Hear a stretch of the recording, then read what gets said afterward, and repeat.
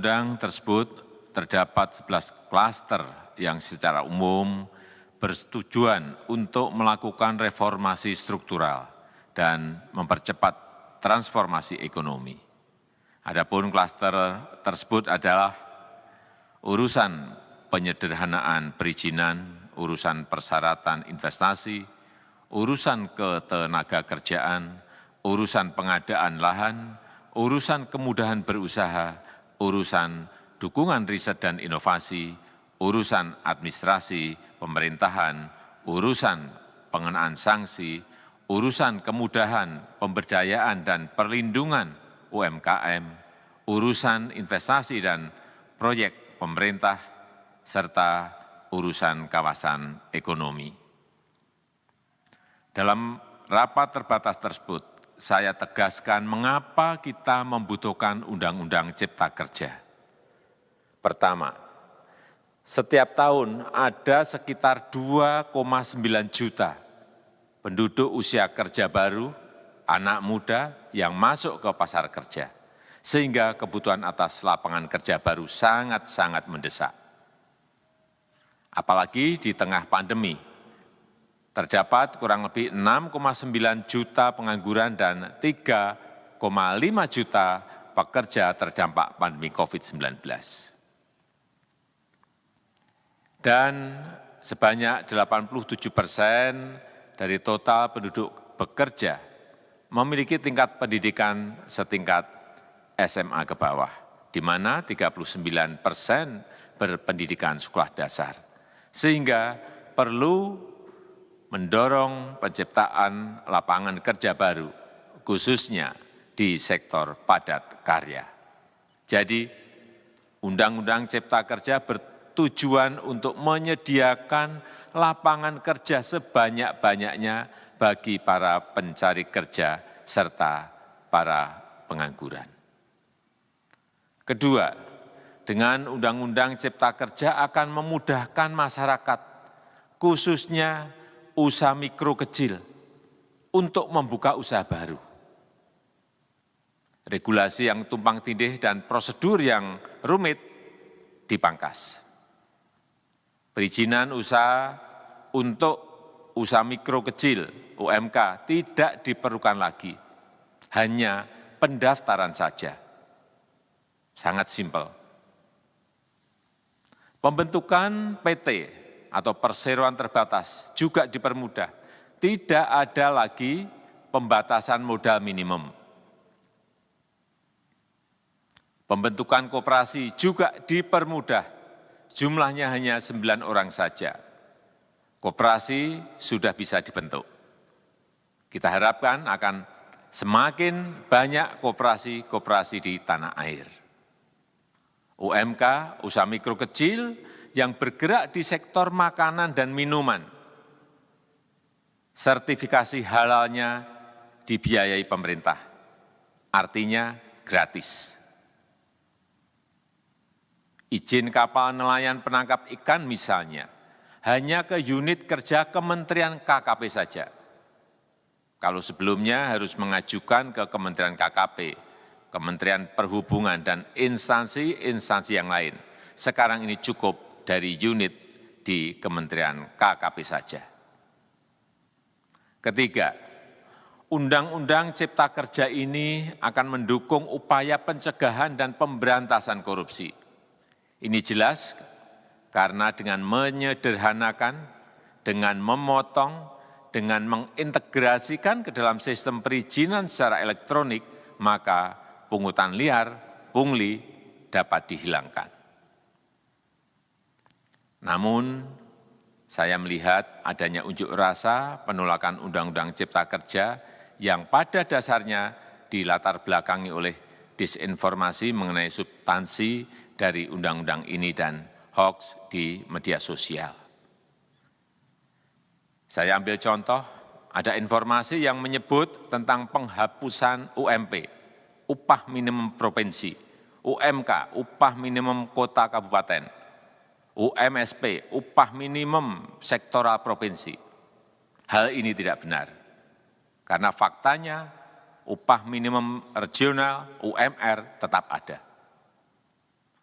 Ada juga yang menyebutkan bahwa upah minimum dihitung per jam. Ini juga tidak benar. Tidak ada perubahan dengan sistem yang sekarang. Upah bisa dihitung berdasarkan waktu dan berdasarkan hasil. Kemudian adanya kabar yang menyebutkan bahwa semua cuti sakit, cuti kawinan, cuti khitanan, cuti baptis, cuti kematian, cuti melahirkan, dihapuskan. Dan tidak ada kompensasinya. Saya tegaskan juga ini tidak benar. Hak cuti tetap ada dan dijamin. Kemudian apakah perusahaan bisa mem-PHK kapanpun secara sepihak? Ini juga tidak benar. Yang benar, perusahaan tidak bisa me-PHK secara sepihak.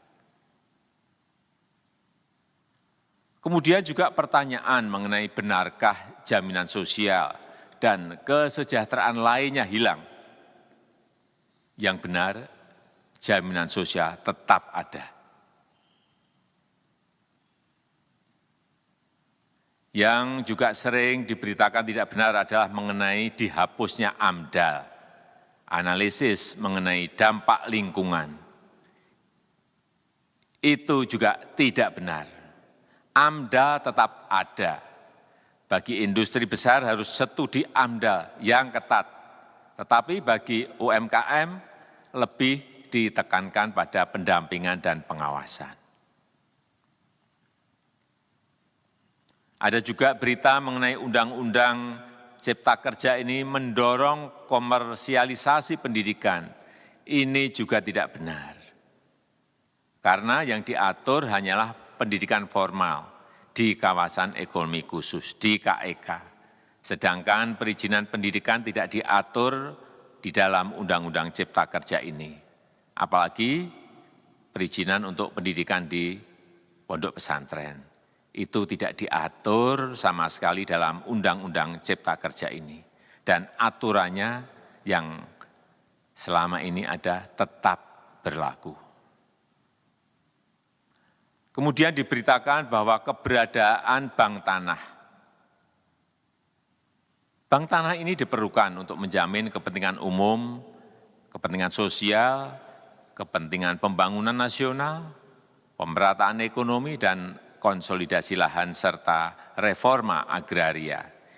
Ini sangat penting untuk menjamin akses masyarakat terhadap kepemilikan tanah, kepemilikan lahan, dan kita selama ini tidak memiliki bank tanah. Saya tegaskan juga bahwa Undang-Undang Cipta Kerja ini tidak melakukan resentralisasi kewenangan dari pemerintah daerah ke pemerintah pusat. Tidak ada. Perizinan berusaha dan pengawasannya tetap dilakukan oleh pemerintah daerah sesuai dengan NSPK, norma, standar, prosedur, dan kriteria yang ditetapkan pemerintah pusat. Ini agar dapat tercipta standar pelayanan yang baik di seluruh daerah dan penetapan NSPK ini dapat nanti akan diatur di dalam PP atau peraturan pemerintah. Selain itu, kewenangan perizinan untuk non-perizinan berusaha tetap ada di Pemda, sehingga tidak ada perubahan. Bahkan kita melakukan penyederhanaan, melakukan standarisasi jenis dan prosedur berusaha di daerah. Dan perizinan berusaha di daerah diberikan batas waktu. Ini yang penting di sini. Jadi ada service level of agreement.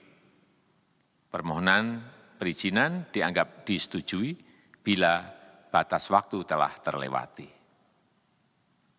Saya perlu tegaskan pula bahwa Undang-Undang Cipta Kerja ini memerlukan banyak sekali peraturan pemerintah atau PP dan peraturan presiden atau Perpres. Jadi setelah ini akan muncul PP dan Perpres yang akan kita selesaikan paling lambat 3 bulan setelah diundangkan. Kita pemerintah membuka dan mengundang masukan-masukan dari masyarakat dan masih terbuka usulan-usulan dan masukan dari daerah-daerah. Pemerintah berkeyakinan melalui Undang-Undang Cipta Kerja ini jutaan pekerja dapat memperbaiki kehidupannya dan juga penghidupan bagi keluarga mereka. Dan kalau masih ada, jika masih ada ketidakpuasan terhadap Undang-Undang Cipta Kerja ini, silahkan mengajukan uji materi atau judicial review melalui MK, Mahkamah Konstitusi. Sistem ketatanegaraan kita memang mengatakan seperti itu. Jadi, kalau masih ada yang tidak puas dan menolak, silahkan diajukan uji materi ke MK. Saya rasa itu yang bisa saya sampaikan pada kesempatan yang baik ini. Terima kasih. Wassalamualaikum warahmatullahi wabarakatuh.